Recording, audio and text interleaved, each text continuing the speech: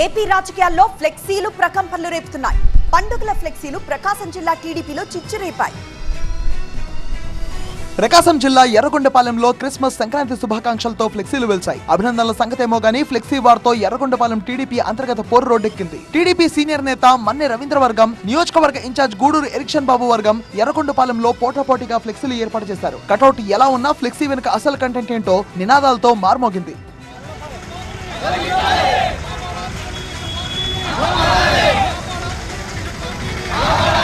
Erection బాబు, మన్నె రవీంద్ర పేరిట ఎర్రగొండపాలెంలో ఏర్పాటు చేసిన ఫ్లెక్సీలు భారీ కటౌట్లతో వర్గపోరు బిదికెక్కింది. ఇరు వర్గాలు పార్టీ హైకమాండ్ కు ఫిర్యాదయ్యారు. పరిశీలకులు సీన్లోకి వచ్చేలోపు ర్యాలీ సీన్ తళుక్కుమంది. ఇన్ఛార్జ్ ఎరిక్షన్ బాబును తొలగించి పార్టీని కాపాడాలంటూ మన్నె రవీంద్ర తన వర్గంతో కలిసి ర్యాలీ నిర్వహించారు.